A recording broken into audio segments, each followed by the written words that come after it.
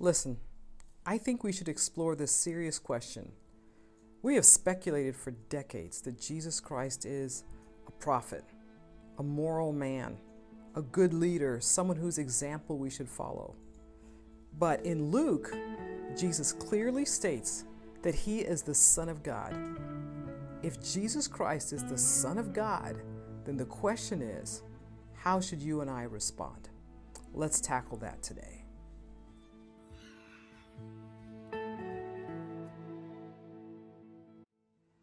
Hello, and welcome again to Test of Joy, the channel where I'm so excited and privileged to encourage and equip Christian working women to love God absolutely and love others unconditionally.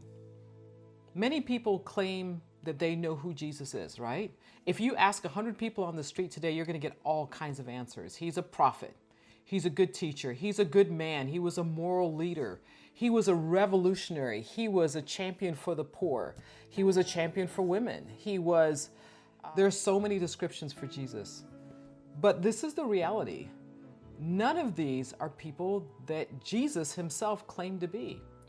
In Luke, in the book of Luke, 22:70, the Jewish leaders asked Jesus point blank, "Are you the Son of God?" And without hesitation, Jesus says, "Yes, I am." We see this where Luke writes down how Christ is revealed through the many things he did. There are miracles, there are relationships, there's times when he's just sitting with the disciples and relaxing. There's times of prayer. Not every moment of Jesus' life was kind of spotlight shining on him with the lighting just right, speaking like this. I mean, Christ lived, laughed, attended weddings, celebrated, cried, laughed, had joy, welcomed children. You know, when you're around kids, you have to be fun if children are attracted to you. And there is a scene where children come to him. Mothers bring their kids to him. Jesus was a complete human being, but he was also completely God, and he is revealed in the book of Luke. The second part that we see in the book of Luke is that people responded to this revelation of Jesus. When Jesus revealed himself to them in all these different ways, right? They responded. The one thing that it's so important to notice is there was never a neutral response to Jesus Christ. That was not an option. And here we see the full framework of the book of Luke. To reveal Jesus Christ, to elicit a response to Jesus Christ, and to lay out the pathway to clarify that he's setting apart a people to follow him into eternity. Let me give you a perfect example in the book of Luke of how this kind of breaks down. In Luke 5, there's this incredible retelling of this encounter that Peter has with Jesus Christ. So Jesus is preaching by the Sea of Galilee, and there's a crowd pressing on him because Jesus had a lot to say, and people were hungry to hear what he had to say. And because he doesn't really have a podium or a standpoint, he asks Peter if he can get into his boat, and he pushes out just a little bit to create some separation, and he teaches and preaches from this point. Now, after he's done with his message, Jesus turns to Peter and says, "Let's push out and go into the lake, and I want you to cast your nets down." Now, Peter had spent a whole day fishing, and they had gotten butkus. I mean, it was a bad day of fishing. And he's a little discouraged and frustrated. He's like, "Man, we've been out here all night, and we haven't caught anything." But the interesting thing is this.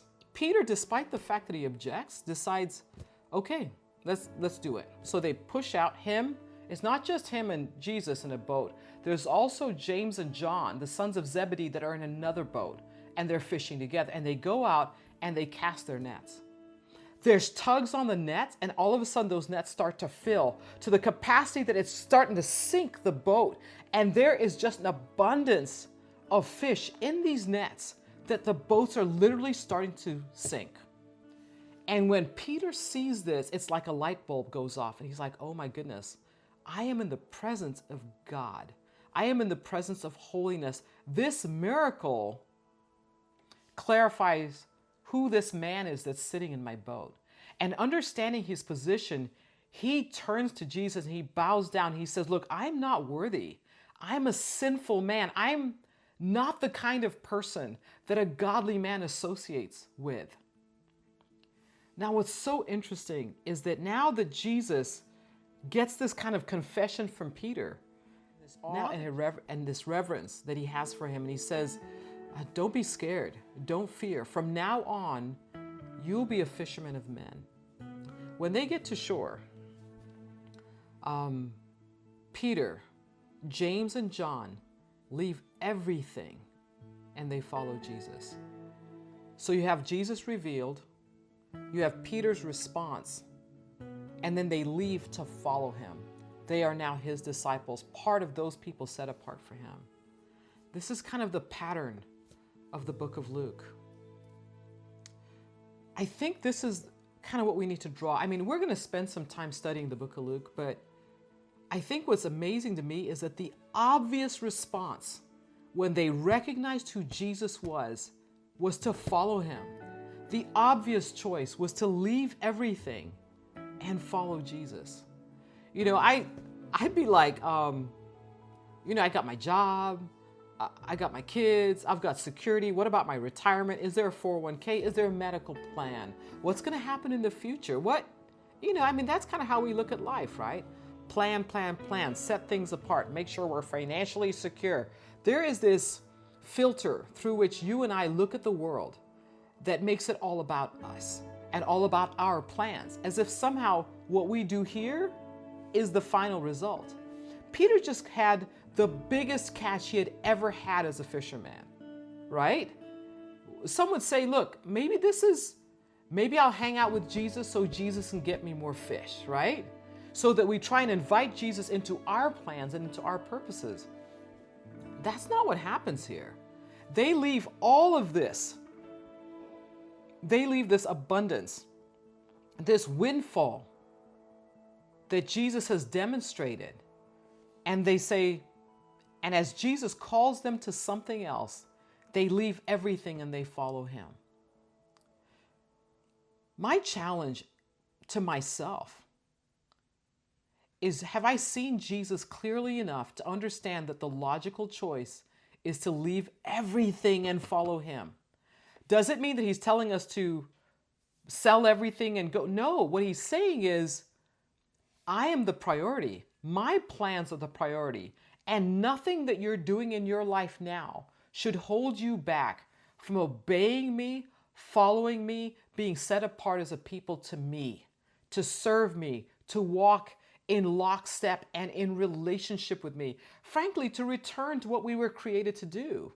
The great lie, I think, of humanity is that this stuff that we do and we occupy all our time with is more important than following Jesus Christ.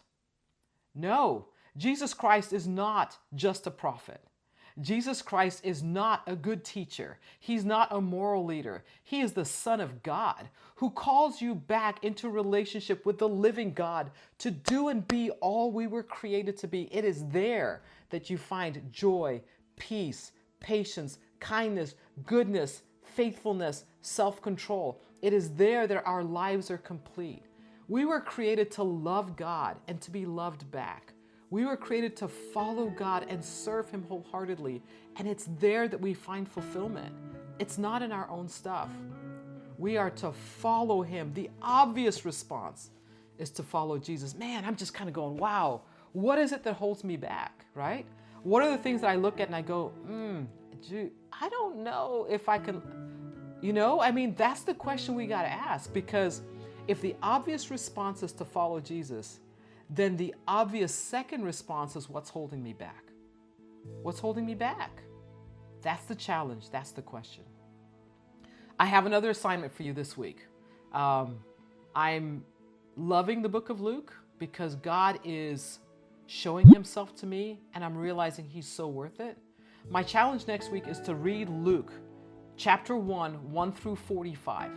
And read it every day. And then I want you to make a list of 30 things that jump out at you from reading that passage. What do you learn about God? What do you learn about yourself? What does the people's response show you about how we should respond? Did you learn anything new? Is the world different than it was now? These types of questions. So Luke 1 through 45, 30 observations. Put some of those observations down here in the comments. Listen this week. You're going to get tested. But I guarantee that walking with Jesus, you will find joy. Have a good week.